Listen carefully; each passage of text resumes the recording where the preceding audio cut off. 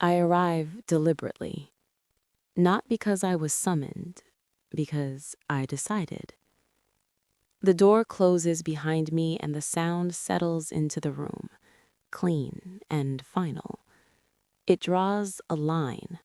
On one side, the day. On the other, this quieter place where my attention can finally land. I pause there longer than necessary, long enough to feel my weight in my feet, long enough to notice my breath before it notices me. I am ready. Not eager. Ready. I move where I know to stand. No instruction given, no correction needed. My body remembers faster than my mind ever could. There is relief in that. Relief in not negotiating with myself. He is here. I don't look for details. I don't need them. His presence is steady, unannounced, already in place. It doesn't pull at me. It doesn't press. It simply exists, and my awareness organizes itself around it, the way water finds level. Nothing happens yet. That's the point. Silence arrives first. It doesn't snap tight or hover with expectation. It opens. It widens. It makes room. The quiet wraps around my shoulders and I let it. I notice how loud I've been inside all day. Lists, decisions, small corrections stacked on top of each other until even rest felt like work. Here, the noise thins. I breathe in through my nose, slow, controlled without effort. The air feels cooler than outside, or maybe I'm just noticing it now. I breathe out. The exhale takes longer than the inhale. My body chooses that on its own. I don't interfere. He doesn't speak. The silence doesn't ask me to perform. It doesn't challenge me to endure it. It simply stays, and in staying, it steadies me. My shoulders drop a fraction, then another. This is how it begins for me, not with action, but with subtraction. Less holding, less bracing, less readiness to respond. I am here to give up something specific, the need to decide what comes next. A voice, quiet and even, not close, not distant. You're here by choice. Not a question, a check. Yes. The word lands in my chest before it leaves my mouth. I feel its weight, its accuracy. It isn't offered up, it isn't polished, it's simply true. Nothing changes afterward. That, more than anything, tells me I'm seen. Silence again. It deepens, but it doesn't darken. It becomes textured. I can feel it between my breaths, around my thoughts. The space between moments grows wider, and I stand inside it without reaching for the edges. I let my gaze soften, not fixed, not searching. My neck relaxes. My posture adjusts, not in obedience, but in alignment. Spine tall, chin level. A position that requires less effort than the constant micro-adjustments of being on guard. I feel contained, not restricted, contained. There is a difference my body understands even when my language fumbles for it. Containment has shape, it has edges. I don't need to reinforce myself. Inside those edges, something in me settles. My attention gathers inward instead of scattering outward. I don't need to manage the room. He does that by being here. Time moves strangely. I stop tracking it. The usual markers, minutes, expectations, sequences, lose relevance. What matters is rhythm, breath, stillness. I notice the sound of fabric when I shift my weight slightly, the faint hum of something electrical in the distance. These details don't distract me.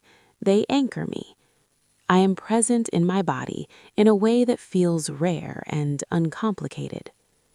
Another breath, longer out. I feel myself yielding, but not collapsing, yielding inward, letting effort drain away without losing structure. This is not disappearance.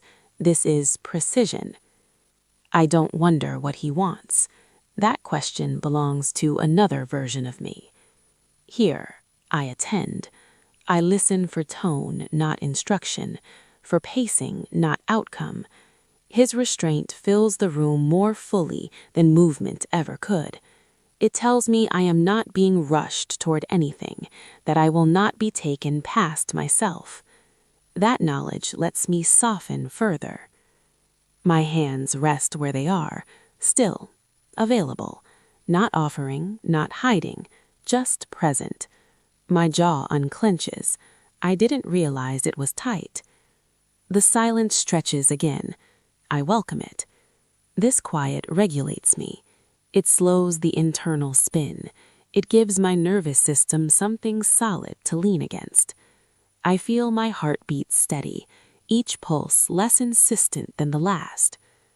I think about how often I am required to choose, how many small decisions fill a day until my attention frays at the edges, how much energy it takes to stay oriented in that constant demand. Here, the choices narrow.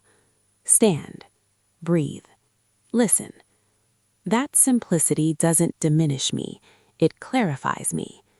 I become aware of myself in layers, breath first, then posture, then thought, each one aligning without force. I don't have to instruct my body to follow. It wants this order. He remains where he is, not testing me, not advancing the moment. His patience gives the silence weight. It tells me this space is intentional, not incidental. I let my awareness widen just enough to include him, then settle again.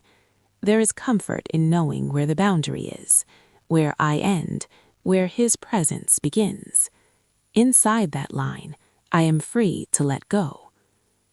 Another quiet check, barely audible. Still good? Yes.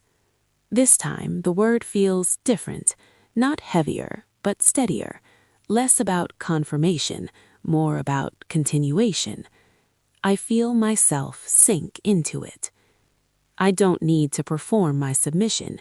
It happens internally, through breath, through stillness, through the choice to remain open without reaching forward, through the trust that nothing is being taken from me that I haven't already decided to set down. The silence becomes almost companionable. It holds me without comment. I notice how little I miss the noise, how quickly my system adapts to this quieter register. I feel expanded, not stretched thin, expanded inward. There is more room in my chest, more space behind my eyes. My thoughts move slowly now, each one distinct enough to be felt and released. I realize I am not waiting for a command. I am resting in the absence of one. That absence is not neglect. It is care. It is pacing. It is the understanding that what's happening inside me matters more than what happens next. I stand like this for a long time, long enough that the stillness no longer feels like something I'm doing. It simply is, and I am with it. When I leave this space, when the door opens again and the day resumes, I know I will carry this with me, not as a memory of obedience, but as a reminder of choice, of how it feels to be held without being handled, to be guided without being pushed.